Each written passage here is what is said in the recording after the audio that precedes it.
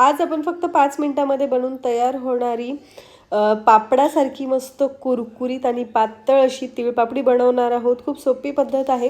तर त्याच्यासाठी इथे मी 1 वाटीभर तीळ घेतलेले आहेत. इथे अनपॉलिश तीळ घेतलेले आहेत मी. पॉलिश तीळसुद्धा तुम्ही इथे घेऊ शकता. तर हे आपल्याला 2 ते 3 मिनिटासाठी खमंग भाजून घ्यायचे आहेत. गॅसची फ्लेम लोट मीडियम ठेवायची आहे, म्हणजे छान भाजल्या जातात आणि सतत हलवत राहायचे, म्हणजे एकसारखेही भाजल्या जातात. तर तीळ भाजल्यानंतर एका ताटामध्ये काढून साईडला ठेवायचे आहे. त्याच्यानंतर त्याच्या मध्येच आपल्याला 1 चमचाभर तूप घालायचं आहे आणि ज्या वाटीने आपण तीळ मोजून घेतलेले आहेत त्याच वाटीने 1 वाटी आपल्याला बारीक चिरलेला गूळ घ्यायचा आहे. गूळ इथे आपल्याला चिक्कीचा वगैरे काहीही वापरण्याची गरज नाही आहे. रेग्युलर गूळ वापरला तरीसुद्धा चालेल. तर हा मिक्स करून घ्यायचा आणि याच्यामध्ये 1 चमचाभर पाणी घालायचं आहे, म्हणजे आपला गूळ आहे तो खाली करपणारही नाही आणि तो लवकर वितळेल. तर एकसारखं आपल्याला हलवत राहायचं आहे, म्हणजे याच्यामधले जे गुळाचे तुकडे आहेत मोठे, तर ते लवकर मेल्ट होतात. तर तुम्ही पाहू शकता आता गूळ पूर्ण वितळलेला आहे आणि त्याच्यावर छान बबलसुद्धा आलेले आहेत. याच्यानंतर आपला गूळ तयार झाला आहे का नाही ते आपल्याला चेक करायचं आहे. त्याच्यासाठी एका वाटीमध्ये आपण पाणी घेतलेलं आहे, थंड पाणी घ्यायचे. याच्यामध्ये आपल्याला थोडासा गूळ टाकायचा आहे आणि तो चेक करायचा आहे त्याचा छान तुकडा पडतोय का.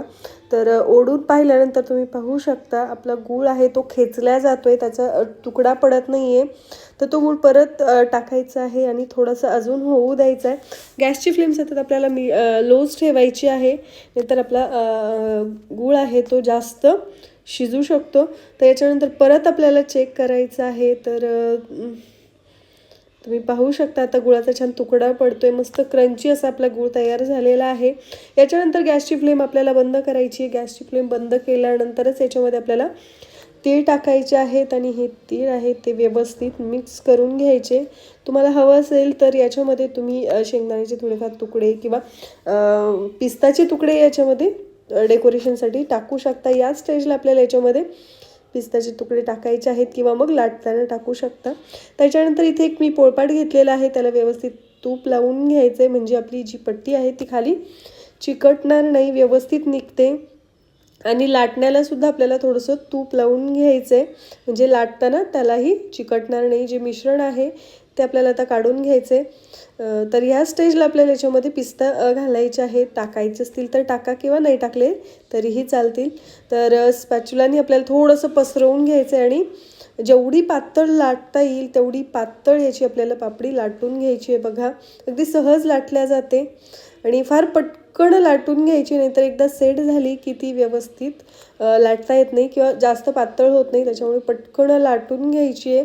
जर तुम्हाला चौकोनी आकारामध्ये वगैरे ह्या कट करायचे असतील तर ह्या स्टेजला तुम्ही कट करू शकता. तर सेट झाल्यानंतर ती व्यवस्थित कट होत नाही. बघा, आपली पापडी आहे ती छान सेट झालेली आहे.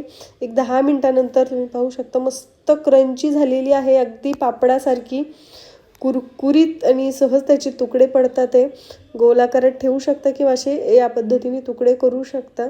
मस्त कुरकुरीत ही तिळपापडी झालेली आहे आणि एकदा बनवून तुम्ही 2 ते 3 महिन्यांसाठी आरामशीर ही स्टोअर करू शकता.